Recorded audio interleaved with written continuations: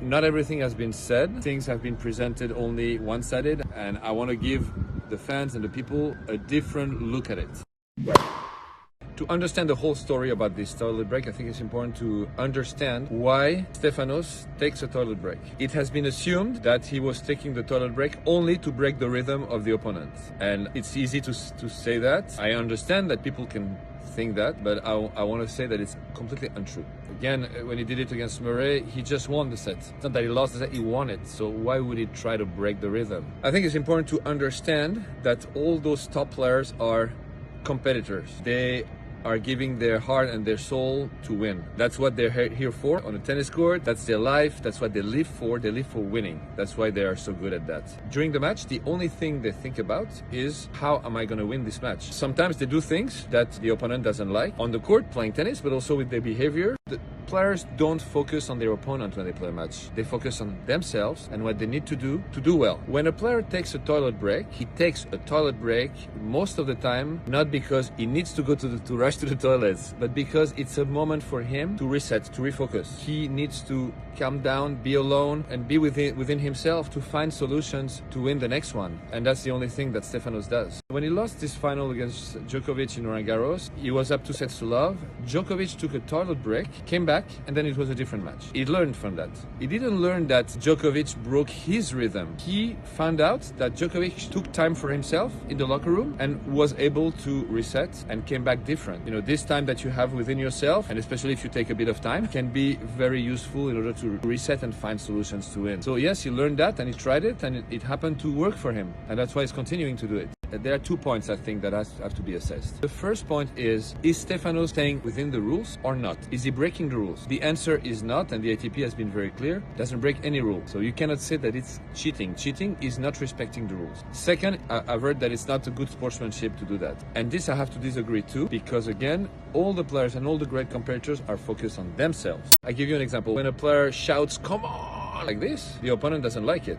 You know, it's an aggression. Does the player say "come on" for the opponent not to like it? No. He says "come on" like this most of the time because it lifts him up, it helps him, and he wants to help himself. He wants to win. When a player takes a lot of time between serves, it's not to disturb the opponent. It's not to annoy the opponent. It's just because it's good for him. It helps his focus. When a player takes a lot of time between first and second serve, it's the same. Some players are purposely missing their first serve because they're out of breath, so they can take as much time as they want between first and second to recover. And if the opponent is ready to serve and waits, they don't care that much. And sometimes it's the same players who complain about Stefanos taking too much time in the toilet break, but do they think about how much time they take between first and second serve? Do they think about how much time they make Stefanos wait when he serves because his pace is fast? They don't think about that because it's good for them. Now, if the question is the toilet break too long or not? Too long for who? Too long for the people watching, the fans, the people that are in the stadium? I think so. If there is a rule, if the ATP and the ITF come out with a rule, which they should have done for years, and I've been complaining about those toilet breaks for a long time, very long time, I think there has to be a rule. I really wish that the ATP, the WTA and the ITF sets up a rule, which means how long should be a toilet break, and the problem is solved. Again, they are feeling out of breath, they need time, it's within the rules, they're allowed to do it, they take it. The rule have to avoid those exaggerations if there are exaggerations. But again, it's the ATP and the WTA and the ITF responsibility, nobody else.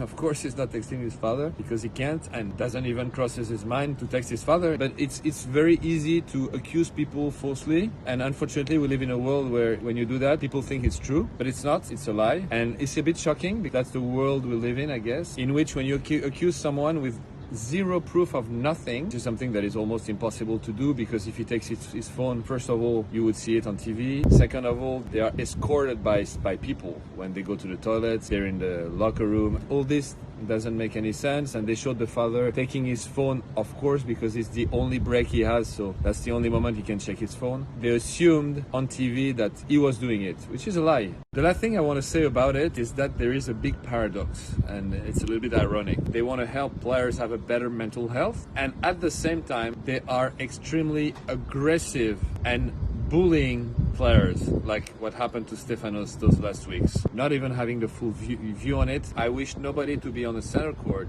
like it happened to Stefanos, with the crowd booing you and rooting only for the opponent. It's extremely hurtful for the guys who care about the player's mental health to backlash a player, to be extremely aggressive, to send that many bad messages with so much aggressiveness. I think it's too much.